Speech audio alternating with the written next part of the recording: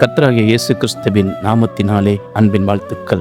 ஒரு சர்க்கஸ் நடைபெற்றுக் கொண்டிருந்த இடத்தில் கோமாளிகள் நின்று எல்லாரையும் சிரிக்க வைத்துக் கொண்டிருந்தனர். ஜனங்கள் தங்களையே மறந்து அந்த கோமாளிகள் செய்யும் கோமாளித்தனத்தை ரசித்து பார்த்து கொண்டிருந்தனர். திடீரென்று அந்த சர்க்கஸ் உரிமையாளர் முன்னே வந்து அந்த சர்க்கஸ் கூடாரம் தீப்பிடித்து இருப்பதாகவும் உடனே எல்லோரையும் வெளியேறும்படியாகவும் கேட்டுக்கொண்டார். ஆனால் ஜனங்களோ இதுவும் ஒரு சிரிப்புக்காக சொல்லப்படும் காரியம் என்று நினைத்து இன்னும் சிரிக்க ஆரம்பித்தனர். அந்த முதலாளியோ எல்லாரையும் வெளியேறும்படி கெஞ்ச ஆரம்பித்தார்.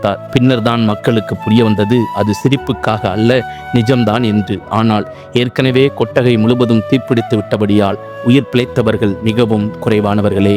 அதை போலவே ஒரு ஐஸ்வர்யவான் தன் நரகத்தின் அக்கினியில் எரியும்போது லாசருவை தன் சகோதரரிடத்தில் அனுப்பும்படிக்கும் அவர்கள் அந்த நரக அக்கினியில் சிக்கிக் கொள்ளாதபடி லாசரு சென்று எச்சரிக்கும்படியாகவும் அவனை அவனுடைய தகப்பன் வீட்டிற்கு அனுப்பும்படி ஆபிரகாமிடம் கெஞ்சுகிறான். லூக்கா 16:27-28.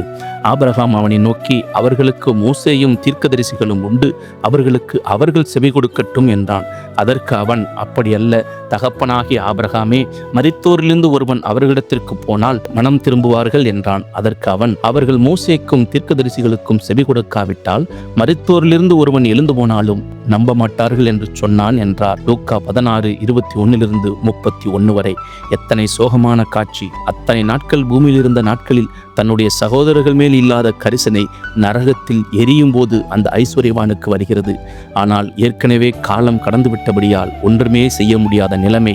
அப்பொழுது அவன், அப்படியானால் தகப்பனே, எனக்கு 5 பேர் சகோதரர் உண்டு, அவர்களும் வேதனையுள்ள இந்த இடத்துக்கு வராதபடி அவன் போய் அவர்களுக்கு சாட்சியாக அறிவிக்கும் பொருட்டு நீர் அவனை என் தகப்பன் வீட்டுக்கு அனுப்பும்படி உம்மை வேண்டிக் கொள்கிறேன் என்றான். லூக்கா 16:27-28.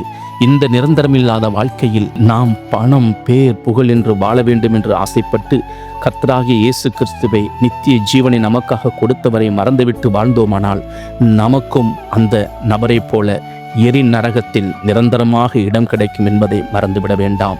தேவனையே சார்ந்திருப்போம், அவரையே பின்பற்றியிருப்போம், அவர் கொள்கைகளையும் வேத வார்த்தைகளையும் கடைபிடிப்போம். நித்திய ஜீவனுக்கு நாம் பங்காளியாய் மாறுவோம்.